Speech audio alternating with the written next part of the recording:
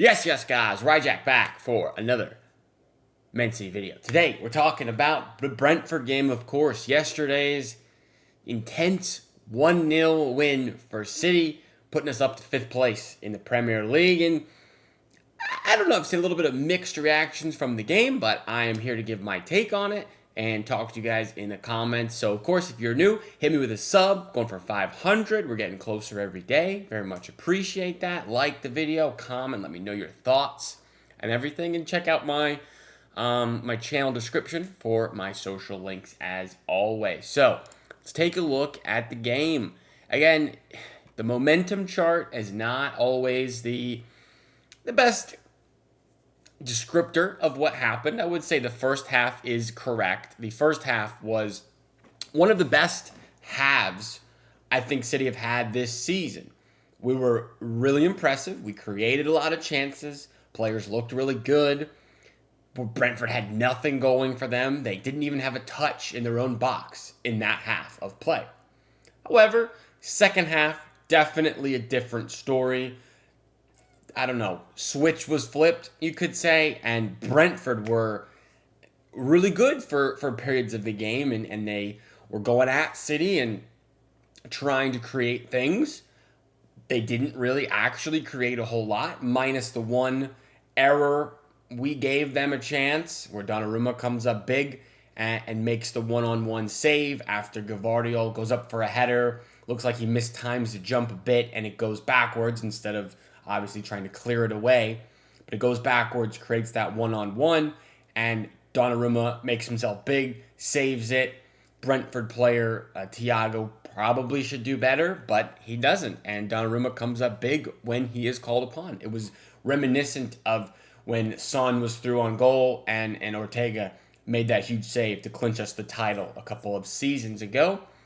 Not as big of a deal, clearly, this one, but it was still nice to see. Donnarumma, while talking about him and coming to mind, he did have that small error where he took a little too long on the ball, and the Brentford player was able to get a deflection right in the 90th minute of the game.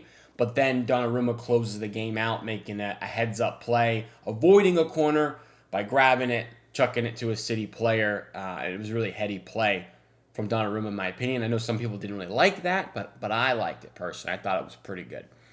Anyway, if you look at the stats, it was really heavily possession-wise City, which it always is.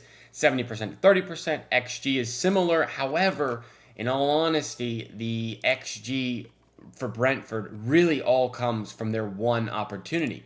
If you look, their XG was 0.7 and 0.46 of that was the one chance for Thiago to put home. The rest of them were nothing really. 0.02, 0.02, 0.06, 0.03. So not a lot going on. And you look at the first half for them. I mean, they had nothing. Thiago had a shot from outside the box that was blocked. So really it was dominant first half performance. Not so dominant in the second half, but City hunker down and they defend well, and we get a clean sheet. Something that no other team had actually done to Brentford this season. Brentford had failed to score in no games, as far as I can remember. 6 shots in total, only 1 on target as well. Yes, City didn't do the thing we were kind of hopeful of them doing, which is go 1-0 up, keep the foot on the gas, get the second, get the third, game's over by halftime. Maybe that is unrealistic to do at Brentford. I mean, they are a bit of a bogey team for us, and they have been playing well this season. So maybe they're not the team that you can just waltz into their ground and 3-0 them by halftime, but City had a bunch of chances that didn't quite come through. Of course, the Haaland goal was fantastic. It was bully ball. It was one of his better goals he scored for City. It was really nice on the eyes, to be honest, to see. Gavardiol loops the ball over the top, and it's just all Haaland from there. An absolute tear of a season, this guy, Erling Haaland. Again, I reiterate, I think he's the best player in the world, and when we have him playing like this, we can win any game because he can get 3 goals in any given game, and that's lovely to see. If we look at the rest of the players, Donnarumma, again, made that big save, so he gets a nice rating. only the one small error, but it really wasn't that big of a deal. O'Reilly, once again, fantastic. He's been phenomenal at left back since coming into the side. Got an England call-up today as well, which is awesome for him. I'm hopeful that he doesn't get injured. I always get nervous about these international breaks when they go away from City and they go to the national teams, and it seems like we always pick up an injury. Clearly don't want that to happen, but O'Reilly's been super impressive, and I wouldn't be surprised if he is England's maybe their left back during the World Cup next summer. He has a great opportunity to get that spot, in my opinion. Gvardiol and Diaz, very good. Gvardiol, again, I can't speak highly enough of him. He is one of the best center backs in the world, and I think he's going to be more widely respected in maybe a year or two, but he's playing out of his mind. He's phenomenal. Nunez, solid. Not a whole lot of defensive work in this game, like I said, but he wasn't poor on the day. I don't think he was out of place. I think he was fine. Rodri, unfortunately, gets injured in basically the first 20 minutes. People saying it's a hamstring injury. I was a bit more concerned than I am now based on how it looked. He looked like he was absolutely shattered. He looked beyond annoyed, beyond pissed off, but seems like it's not that big a deal from the quotes coming out. He's going to not participate with Spain over the international break and hopes to be ready for City's first game back.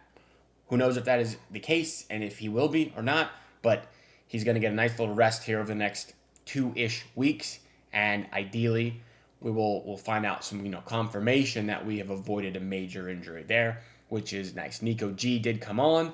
Again, another good performance from Nico G, in my opinion. I really like watching him play, and I think in the minutes that he's been given with Rodri being either injured or arrested, he's been solid for the most part.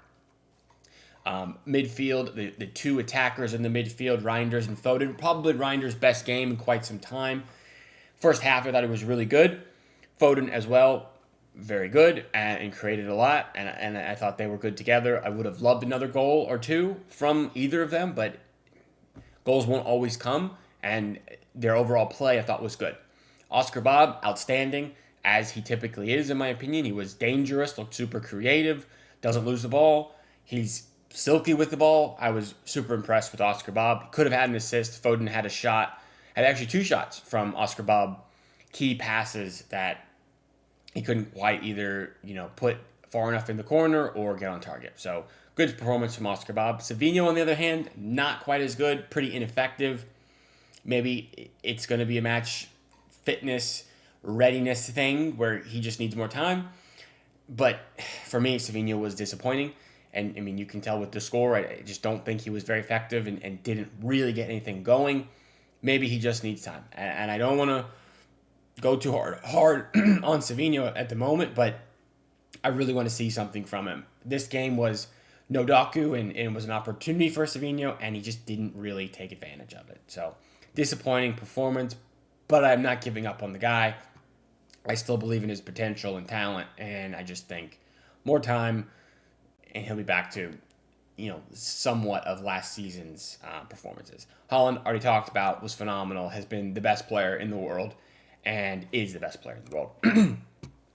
Nico G, like I said, very good. Bernardo came on, didn't really have an impact on the game. Same for Doku, came on and impacted minimally. At that point, it was pretty heavily City defending and not really attacking, so not much of an impact on the game. It's notable when Bernardo is on and we are on a counter-attack opportunity. Whenever he gets the ball, it's frustrating because he doesn't have the pace, and it just feels like the counter-attack dies when he gets it.